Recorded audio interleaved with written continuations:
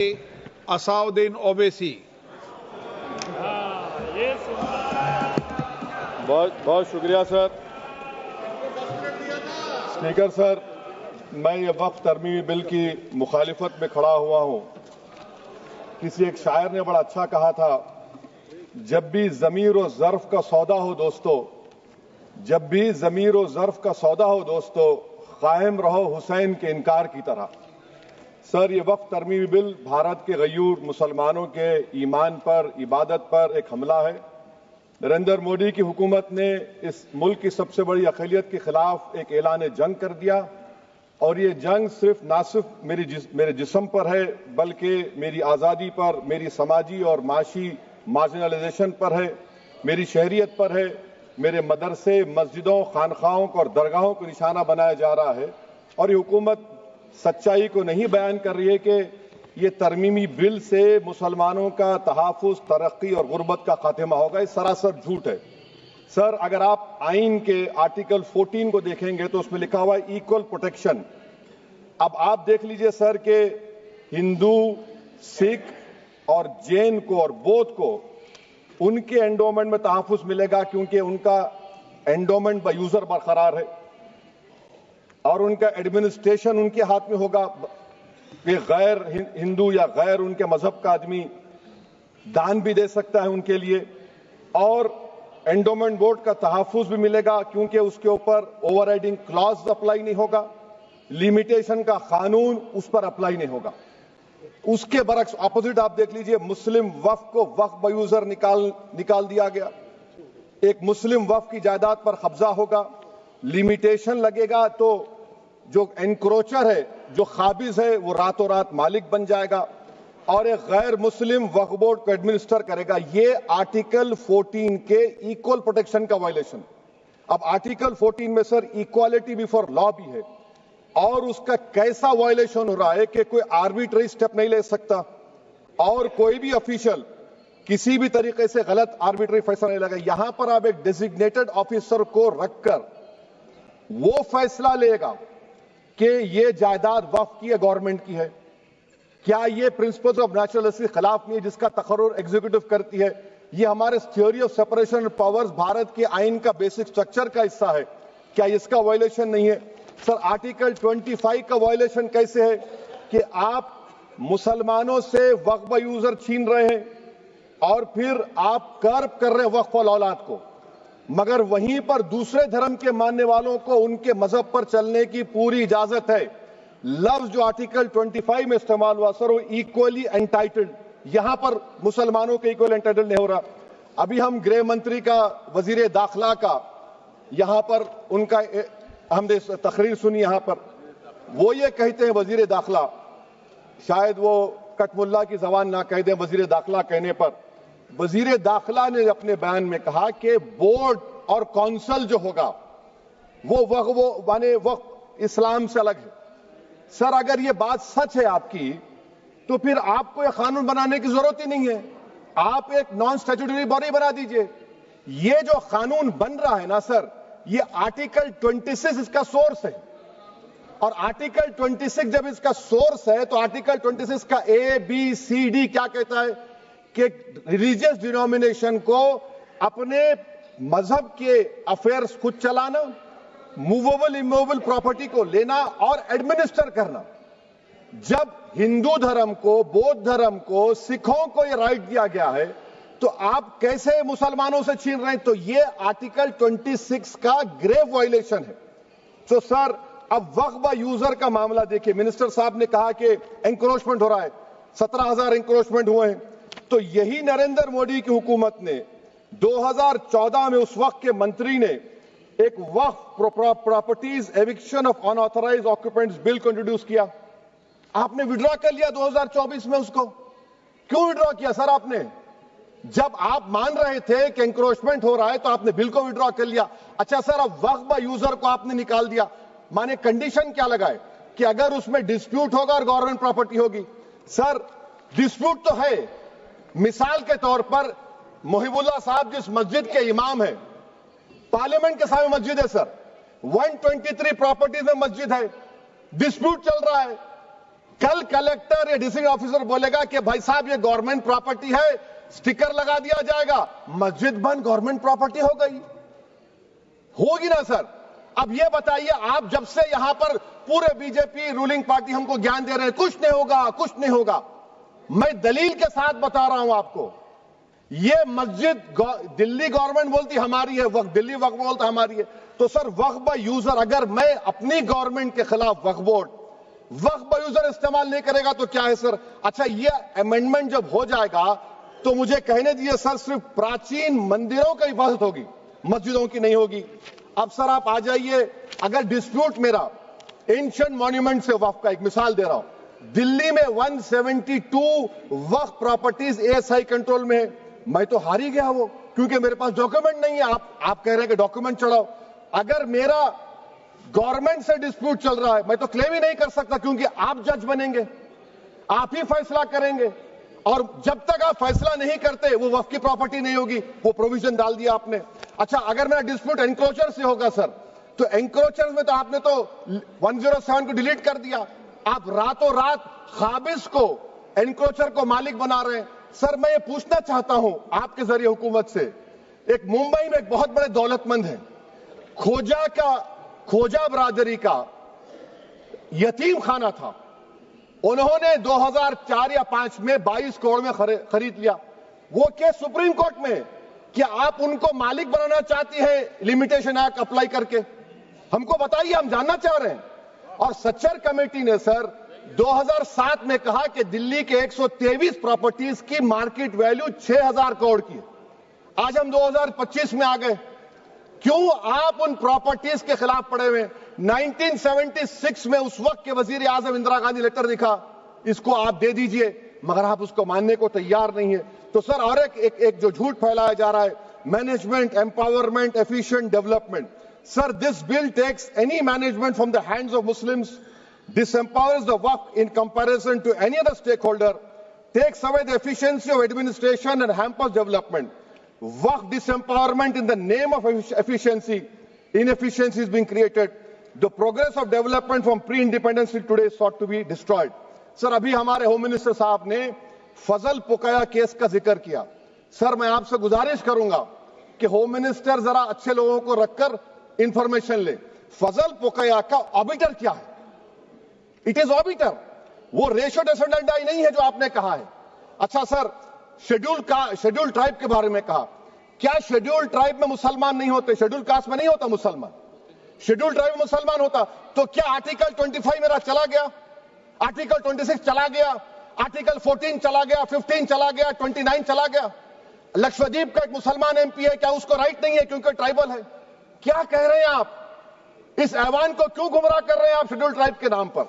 Sir और एक चीज जो आपको बता रहा हूं सर, अब आप जब आर्टिकल 26 से मेरा सोर्स है, तो आप सेंट्रल वक्फ काउंसिल में 22 में से 10-11 आप नॉन मुस्लिम को बना सकते हैं, रिलीजन न्यूट्रल आपने कह दिया, और आप बनाएंगे, क्यों बनाएंगे आप? स्टेट वक्फ बोर्ड में 7 नॉन मुस्लिम होंगे और 4 मुसलमान, क्यों होंगे? क्योंकि आप लॉ में 95 में डायरेक्ट मैनेजमेंट में ले सकते हैं 5 साल के लिए। आप वक्फ बाय यूजर को आप कलेक्टर डिस्ट्रिक्ट ऑफिसर बोलेगा ये वक्फ की प्रॉपर्टी नहीं है, तो वो वक्फ बोर्ड खामोश बैठ जाएगा, कुछ एक्शन ही नहीं लगा, क्योंकि वो आपके प्यादे हैं। अच्छा, जब आप नॉमिनेट करेंगे सर मैं मोदी गवर्नमेंट के खिलाफ नो कॉन्फिडेंस ला सकता हूं, मगर वक्फ बोर्ड का चेयरमैन जो नॉमिनेट होगा उसके खिलाफ नो कॉन्फिडेंस नहीं ला सकते, हम बिल्कुल नहीं ला सकते। क्या मजाक है बताइए आप? ये डेमोक्रेसी है। नॉमिनेट भी स्टेट गवर्नमेंट करेगी, वो अगर डिक्टेटर बन जाएगा जैसा आज भारत में हो रहा है तो वो भी नहीं हटेगा। कम से कम यहां पर तो इलेक्शन है, वहां पर तो आप 5 साल झेलते रहो उसको। अच्छा सर, अब ये जो क्लॉज 11 और क्लॉज 9 आप 16AA से देखिए, where the qualification of the members of the board has been limited only to 3 categories contained in 14(1)(c). Intention is very clear that the majority is to be packed with non-Muslims. So who will defend my interests, sir?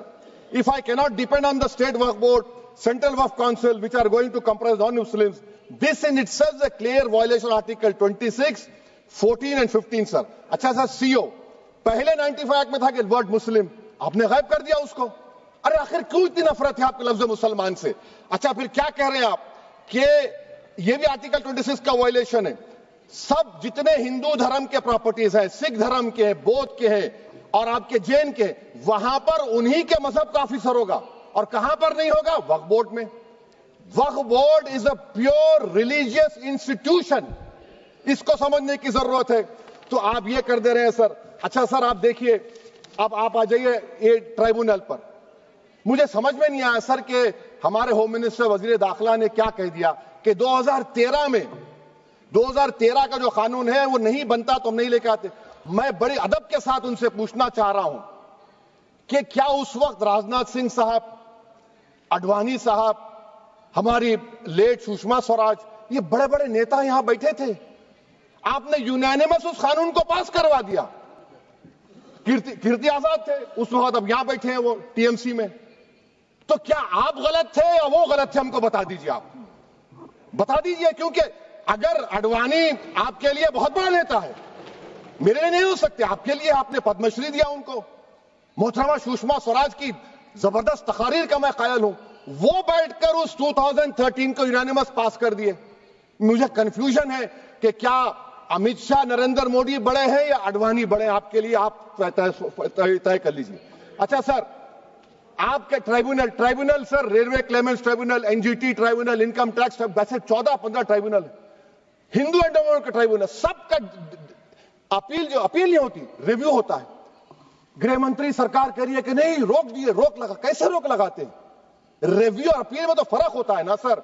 आप ही कह रहे हैं कि पूरे courts में backlog है और आप अपील कर रहे हैं। अच्छा सर, रिटायर्ड डिस्ट्रिक्ट जज 95 में सिटिंग डिस्ट्रिक्ट जज था, जो एडमिनिस्ट्रेटिव कंट्रोल था सीजीआई साहब, उसको निकाल दिए। अच्छा सर, अब आप अभी हमारे मंत्री साहब ने कहा trust, sir Shri Sai Baba trust 2004, वो ये कहता है जो ऑफिसर उसमें काम करता है उसको साई बाबा का डिवोटी होने चाहिए और उसको डिक्लेरेशन लिख के देना पड़ेगा। यहां पर हो रहा तो यहां पर क्यों नहीं हो रहा? अच्छा सर, आप फिर देख लीजिए, ये आपका हो गया सर। हां, अब अमित शाह साहब ने सेक्शन 2A के बारे में कहा और उन्होंने इस बात का इकरार कर लिया कि दाऊदी बोहरा के लिए यह बनाया गया है। मगर मैं आपके जरिए से गवर्नमेंट से पूछना चाह रहा हूं, आपने तो उस प्रोवाइजो में दाऊदी बोहरा का नाम ही नहीं लिखा। आपने उनको भी थैंक यू कर दिया, उनका नाम क्यों नहीं लिखा आपने? और सर, और गवर्नमेंट क्या कर रही है? आप मुस्लिम समाज में जो बेकार किस्म के लोग हैं उनको एक रास्ता बना रहे हैं, एग्जिट दिखा रहे हैं कि तुम्हें वक्त से बचना है तो तुम्हें ट्रस्ट बना लो। ये क्या कर रहे हैं सर आप? कम से कम उन दाऊदी बोहरा को आप दे देते। अच्छा sir, clause 3V section 36 clause 18 देख लीजिए। Oral Waqf, oral appointment has sought to be discontinued even though it is recognized practice in Islam. Muslim personal law has recognized oral waqf and 1937 Shariat Application Act. Sir आप clause 39 पर आ जाइए। 5 साल के लिए मुसलमान, मैं किरण रिजिजू से पूछना चाहता हूं सर, दाढ़ी रखे तो मुसलमान प्रैक्टिसिंग है या क्लीन शेव आपकी तरह है? तो बताइए हमको, प्रैक्टिसिंग क्या होगा? अच्छा, किसी को पकड़ के मॉब लिंच कर दिया और बोले कि जेएसआर का नारा लगाया, और वो जेएसआर का नारा लगाया तो क्या मुसलमान रहेगा? नहीं रहेगा। या फिर देश के प्रधानमंत्री ने कहा था कपड़े देखकर पहचानो, तो क्या कपड़े देखकर आप कह देंगे? अच्छा, अगर कोई क्रिश्चियन हिंदू धर्म कबूल करता है तो क्या वो मंदिर को नहीं दे सकता प्रॉपर्टी? फिर भारत के संविधान में आर्टिकल 300 क्यों है सर? राइट टू इक्वालिटी क्यों है? फ्रीडम ऑफ रिलीजन क्यों है? 5 साल कहां से लाएंगे? अच्छा सर, और एक चीज सर, और एक चीज मैं आपको बोल के खत्म कर दूंगा सर। इस बिल में वक्फ औलाद का सर, इसमें आप देखिए clause 432, the creation of waqf aulad shall not result in denial of inherent rights to heirs including women heirs और द वाकिफ और the right of person. Sir, ये आर्टिकल 25 का वायलेशन है, शरीयत एप्लीकेशन एक्ट 37 का वायलेशन, आर्टिकल 300A का वायलेशन है। अच्छा, हिंदू धर्म में सेल्फ एक्वायर्ड प्रॉपर्टी को एक हिंदू, अब उसके फर्ज के 2 बच्चे हैं, वो एक को अपनी पूरी दौलत दे सकता है, कोई रोक टोक नहीं है। वो कहेगा नहीं मैं घर के बच्चों को नहीं दूंगा, मोहल्ले के गरीब को दे दूंगा, वो भी कोई रोक टोक नहीं है। वहां पर आपको बच्चों की फिक्र नहीं है। जब मैं अपनी प्रॉपर्टी को अल्लाह को नालिक बनाकर दे रहा हूं, आप कह रहे बच्चों की फिक्र नहीं है। इतनी मोहब्बत आप बिल्किस बानो से दिखा देते तो आपके लिए दुआएं देती आपके लिए। तो सर आप दूसरी बात आप देख लीजिए सर, आखिरी बात कहकर मैं अपनी बात को मुकम्मल कर रहा हूं सर। नहीं मुकम्मल कर रहा हूं, स्पीकर साहब बहुत टाइम दे दिए। सर आप देखिए इसमें अमित शाह साहब बोले कि इतनी प्रॉपर्टीज का कब्जा हुआ, चोरी हुई, ये हुआ। सर क्लॉज 2652A सेक्शन, अगर कोई प्रॉपर्टी बेचता है 2 साल की सजा थी, आपने क्या कर दिया, उसको 6 महीने कर दिया। नॉन बेलेबल था, आपने बेलेबल कर दिया। सेक्शन 40 की बात करते हैं, सेक्शन 40 में सर हमको जो ज्वाइंट वर्किंग कमेटी का जो नोट्स दिए, उसमें मिनिस्ट्री ऑफ माइनॉरिटी अफेयर्स ने कहा कि 30 साल में 515 केसेस सेक्शन 40 के, और सिर्फ 8 लोग कोर्ट को गए। वक्फ यूजर का कानून तेलंगाना आंध्रा में है, सेक्शन 40 का कानून तमिलनाडु 63 है, आंध्र प्रदेश में 43 है। और सर आप डायरेक्शन दे रहे हैं, अच्छा क्लॉज 4218B देखिए सर, आप रूल बना रहे हैं, कोऑपरेटिव फेडरलिज्म के खिलाफ है, इतना रूल बना रहे हैं। और आखिर में सर मैं आपको बताना चाह रहा हूं स्पीकर साहब, ये बिल का मकसद सिर्फ मुसलमानों को जलील और रुस्वा करना है, मुसलमानों को दूसरे दर्जे का शहरी बनाने का इनका मकसद है। सर अगर आप हिस्ट्री को पढ़ेंगे तो महात्मा गांधी उस वक्त के व्हाइट अफ्रीका में सफेद फार्म अफ्रीका के कानून को महात्मा गांधी ने कहा था कि ये मेरा कॉन्शियंस इसको मानता नहीं है, मैं इस कानून को कबूल नहीं करता हूं। तो महात्मा गांधी ने क्या किया, उन्होंने उस कानून को फाड़ दिया। तो मैं गांधी की तरह इस कानून को फाड़ता हूं। ये अनकॉन्स्टिट्यूशनल है सर। इस देश में झगड़े पैदा करने का काम बीजेपी करना चाहती है मस्जिद और मंदिर के नाम पर, इसीलिए मैं इसका कंडेम करता हूं। और मैं आपसे गुजारिश करता हूं कि मैंने अपने 10 अमेंडमेंट दी है, आप इसको कबूल करिए सर, मुझे बोलने का मौका दीजिए और उस पर डिवीजन का मैं डिमांड भी करूंगा। Thank you sir.